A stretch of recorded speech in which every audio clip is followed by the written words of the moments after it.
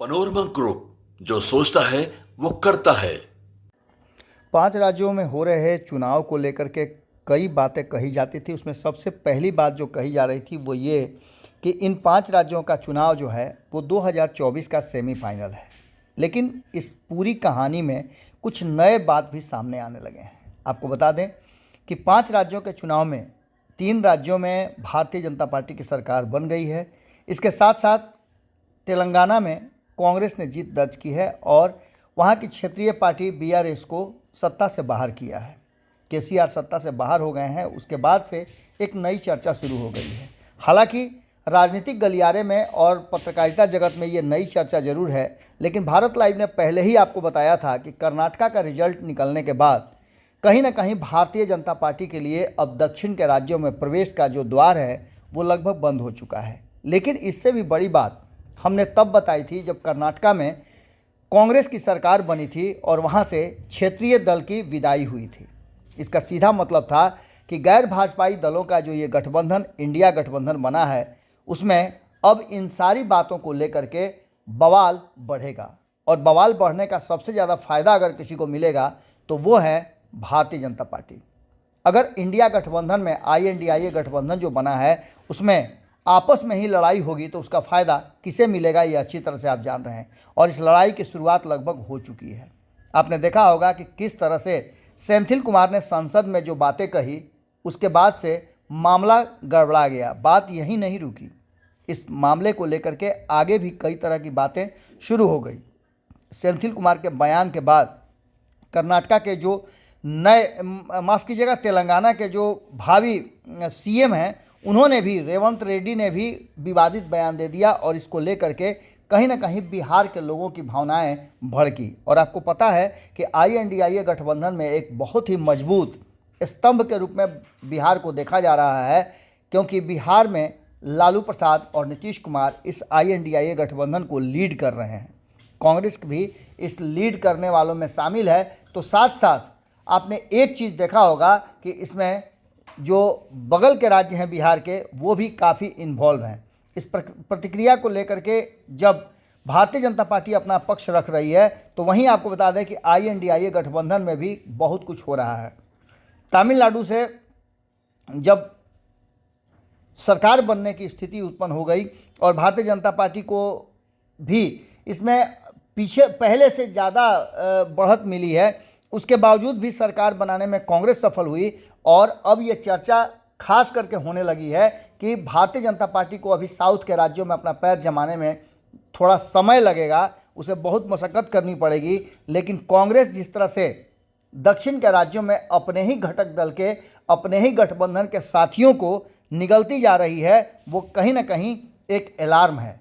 कर्नाटक के बाद आप तेलंगाना और तेलंगाना के बाद अन्य राज्यों में भी चुनाव होंगे, तो वैसी स्थिति में आगे क्या होगा।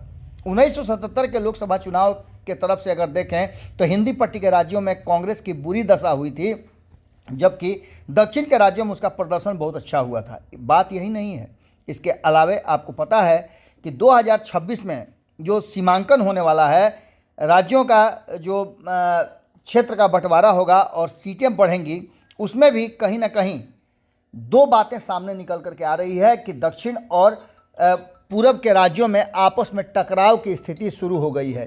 इस टकराव में एक बात तो साफ नज़र आ रही है कि कहीं ना कहीं जहां एक तरफ भारतीय जनता पार्टी इस बात को लेकर के आशान्वित है कि इस नए समीकरण और नए समीकरण के साथ बढ़े हुए सीटों के साथ चुनाव लड़ने में भारतीय जनता पार्टी को फ़ायदा मिलेगा, तो वहीं इस बात को लेकर के अब क्षेत्रीय दल काफ़ी डरे हुए हैं। आपको बता दें कि पुनर्सीमांकन को लेकर के भी जो पैमाना तय किया जा रहा है उससे दक्षिण भारतीय राज्यों ने नाराज़गी जाहिर की है। वह आंध्र प्रदेश के मुख्यमंत्री YS जगनमोहन रेड्डी ने तो खुलकर इस बात पर कहा कि मुख्यमंत्रियों ने इस बात पर नाराज़गी जाहिर की, अन्य राज्यों ने भी इस पर आपत्ति दर्ज की है। वहीं आपको बता दें कि जिस तरह से तेलंगाना के CM रहते हुए चंद्रशेखर राव ने इसकी शिकायत की थी और सिद्धरमैया ने भी इसका शिकायत किया था, तो इसका सीधा मतलब था कि जो सीटें बढ़ेंगी, जो सीमांकन होगा उसमें बहुत कुछ बदलेगा।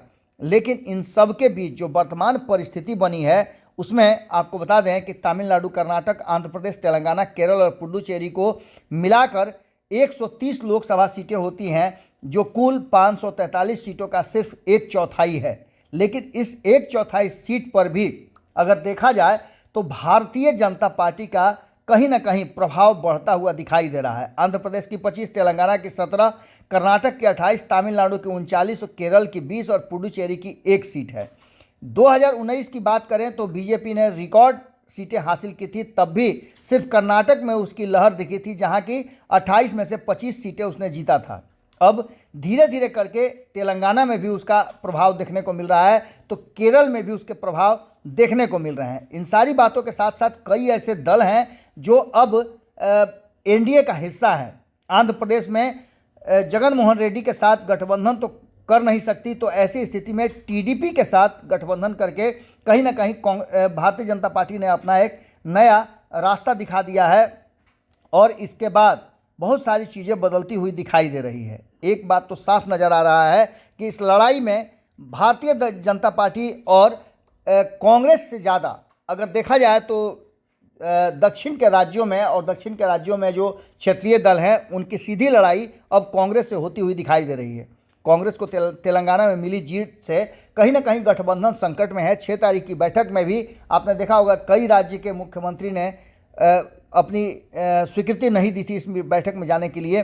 वहीं बता दें आपको कि मोदी नहीं, अब सीधी तौर पे दक्षिण के राज्यों में टारगेट बदल गया है और इस टारगेट पर कहीं ना कहीं सीधी तौर पे कांग्रेस है। ऐसी स्थिति में जो नया गठबंधन INDIA गठबंधन बना है उसका भविष्य क्या होगा, इसका अंदाज़ा आप लगा सकते हैं। कहा तो ये जा रहा है कि सब कुछ सुधार लिया जाएगा, लेकिन जो बदली हुई परिस्थिति है और जिस तरह से कांग्रेस दक्षिण के राज्यों में अपना पैर जमा रही है, जिसका सीधा फायदा और घाटा होता हुआ भारतीय जनता पार्टी को दिख रहा है, तो वहीं घाटा वहाँ के क्षेत्रीय दलों को होता हुआ दिखाई दे रहा है। ऐसे में एक बार फिर से INDIA गठबंधन में आने से पहले ऐसे दल सोच सकते हैं। हमने आपको इस गठबंधन के बनने से पहले भी बताया था कि दक्षिण में कई राज्य हैं जो एनडीए और इंडिया में ये फैसला उस समय करेंगे जब ये 5 राज्यों का चुनाव समाप्त हो जाएगा। अब वो घड़ी आ गई है और फैसला आपको बहुत जल्द देखने को मिल सकता है। अगर ये वीडियो पसंद आई और वह बिहार के राजनीति और बिहारियत से सरोकार रखेनी तो सब्सक्राइब बटन दबा के चैनल के सब्सक्राइब कर ली। ओजे एगो घंटी बा, ओकरा बटन दबा देला से कुल सटीक और मारक खबर रुआ मुफ्त में मिल जाई। अगर रुआ पत्रकारिता के हमनी के नया प्रयोग में सहयोग कर चाहतानी तो ज्वाइन बटन दबा दी। पेटीएम नंबर नोट कर ली 9386816700। धन्यवाद।